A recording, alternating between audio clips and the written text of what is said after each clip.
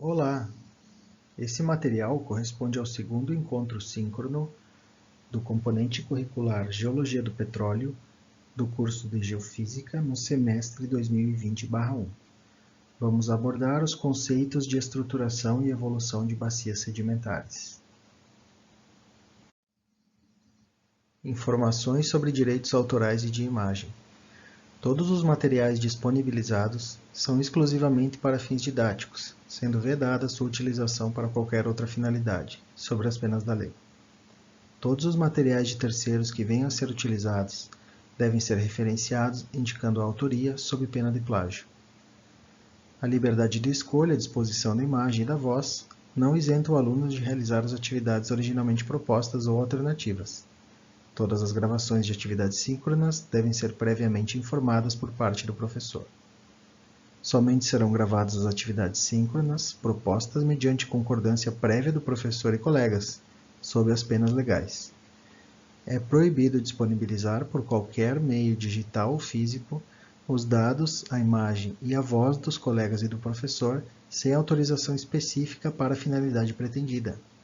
Os materiais disponibilizados no ambiente virtual de aprendizagem possuem licença de uso e distribuição específica, sendo vedada a distribuição do material cuja licença não permita ou sem autorização prévia do professor para o material de sua autoria.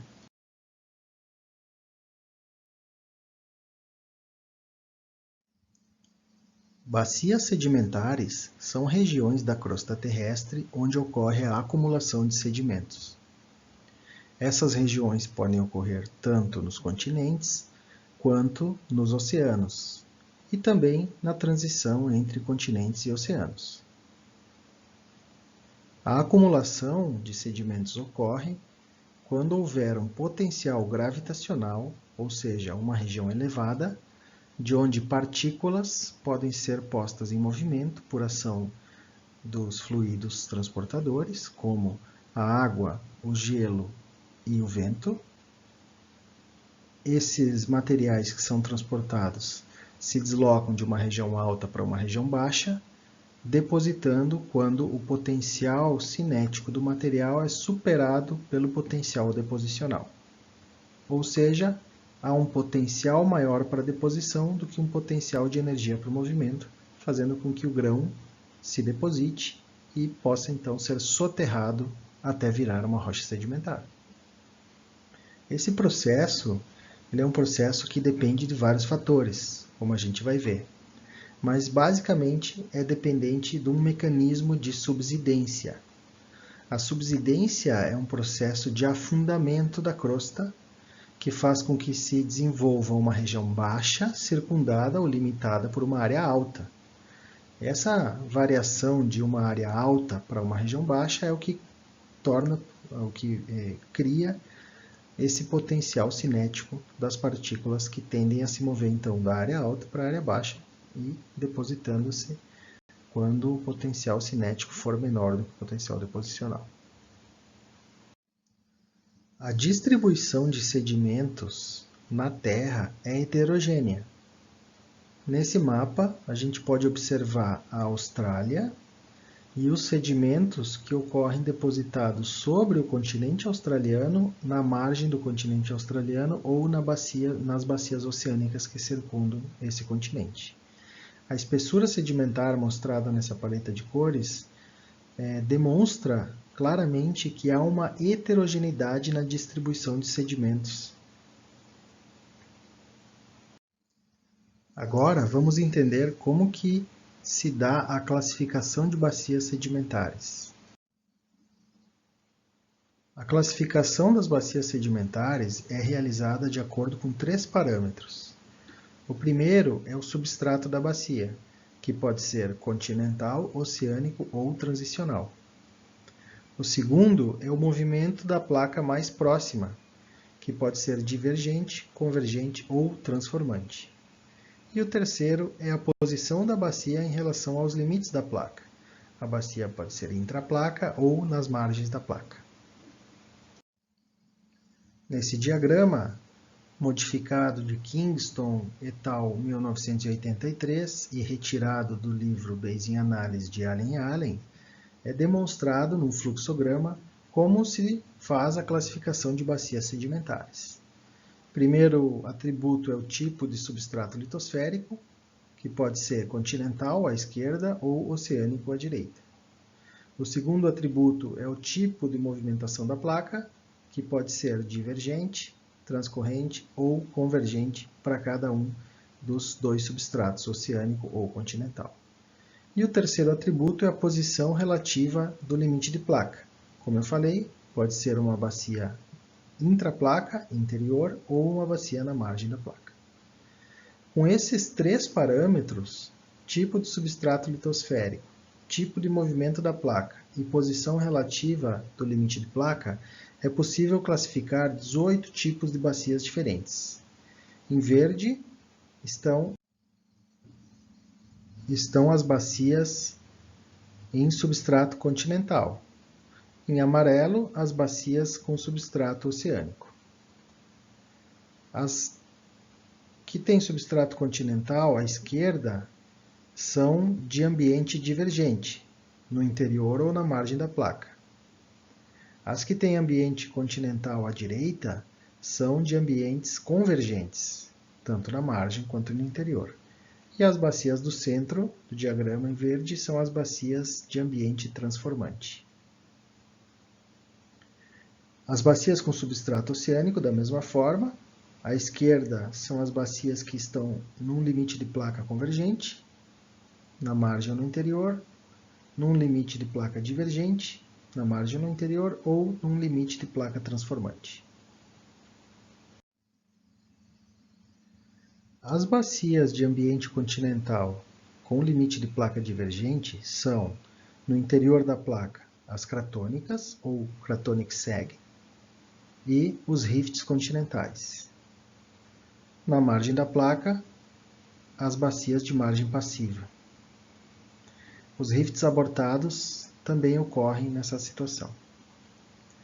As bacias de substrato continental num limite de placa convergente, na margem da placa são as de foreland, pro e retro, bacias de foreland, pro e retro, bacias do tipo wedge top e as bacias intra-arco ou intermontanas.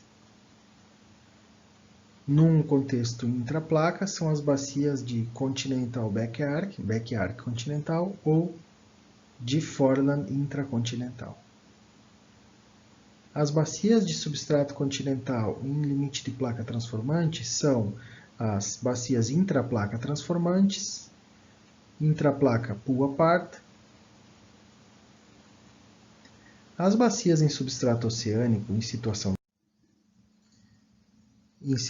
de limite de placa divergente são, no interior da placa, os seamounts moats, ou montes submarinos, as planícies abissais, ou abyssal plain.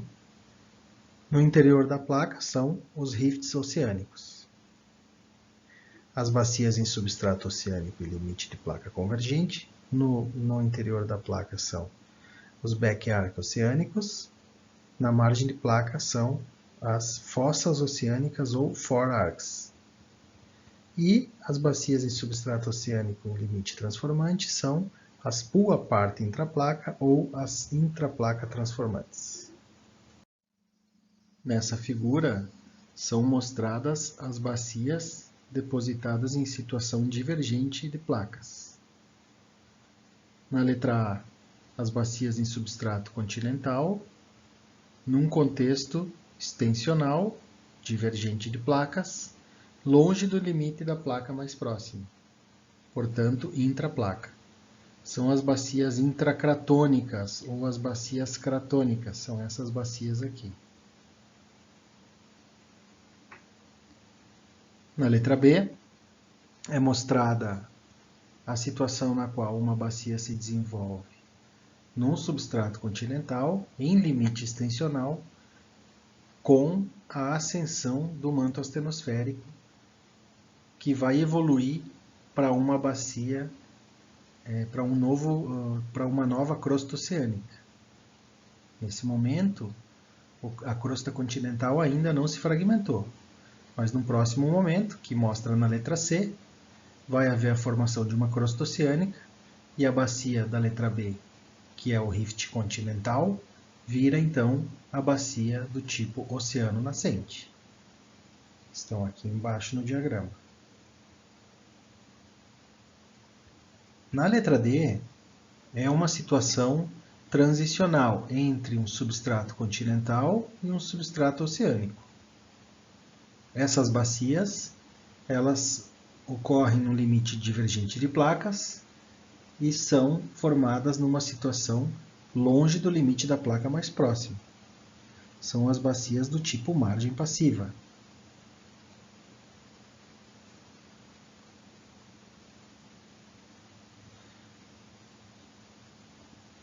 Na letra E, é um modelo, é um tipo de margem passiva na qual o limite entre a crosta continental e oceânica é dado por uma falha transcorrente ou um limite transformante.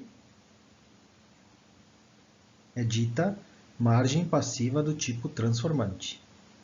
Na letra F, é outro tipo de margem passiva quando ocorre tectônica de sal, que é a chamada halocinese. Portanto, na letra D, E e F, são três tipos de margens passivas. Na letra D, é do tipo Shelf Slope Rise. Na letra E, do tipo transformante. E na letra F, do tipo halocinética. Na letra G, é uma bacia de ambiente divergente de placas, limite divergente de placas, com substrato oceânico. É a bacia do tipo planície abissal. Também pode ocorrer aqui ilhas oceânicas do tipo hotspot. E na letra H, é aquela bacia que fica longe do limite de placa, numa situação entre um substrato continental e oceânico, sem associação com o limite de placa mais próximo, sem uma criação de nova crosta oceânica. É a chamada oceano dormente, que ocorre como exemplo atual no Golfo do México. Nesse slide, são mostradas as bacias de ambiente convergente de placas. Na letra A, é a colisão ou a convergência entre duas crostas oceânicas. Na letra B, é a mesma situação, sem uma extensão no back arc. Na letra C, é a subdução de um oceano por baixo de uma crosta continental. Na letra D, é a mesma situação, só que com ângulo de subducção baixo. Na letra E, é o final da subdução de um oceano com a aproximação de um continente que vai se chocar com o próximo continente, como ocorre na letra F. Da letra A até a letra F são demonstradas diferentes situações, mas todas elas com um contexto de ambiente de colisão ou de convergência continental, ou de convergência entre duas crostas oceânicas.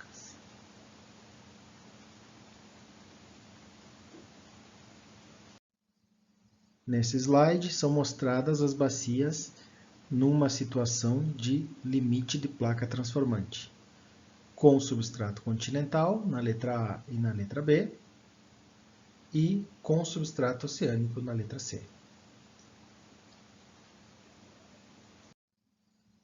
Nesse slide são mostrados dois tipos específicos de bacia, que são os aulacógenos e os impactógenos.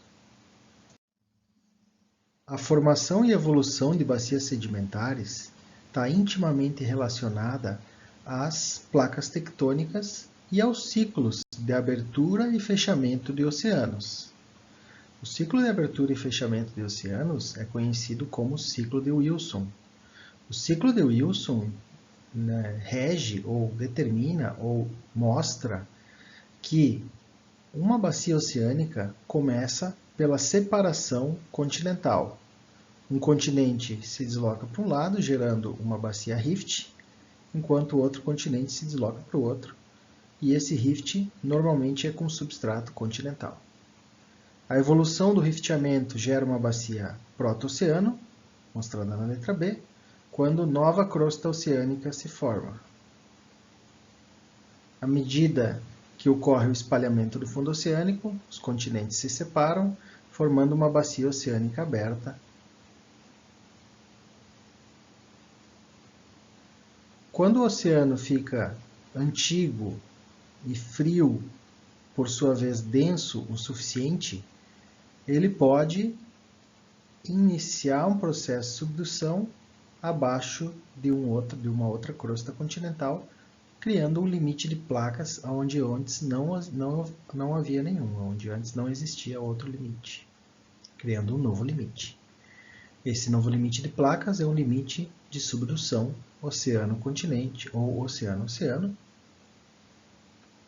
O processo de subdução faz com que o oceano comece a ficar cada vez menor, ou seja, é um processo de fechamento de oceano. E esse fechamento de oceano vai, em último caso, levar à colisão continental. Dois continentes vão se aproximar até que eles vão colidir, gerando um novo supercontinente, ou um novo continente. E esse ciclo vai se iniciar novamente com a quebra desse continente, a geração de uma bacia rift, um oceano, a subdução desse oceano e colisão continental. Esse processo, como eu falei, é conhecido como ciclo de Wilson e ocorre há pelo menos 2 bilhões de anos. No segundo encontro síncrono, nós vamos abordar esses conceitos. Tragam dúvidas. Até lá!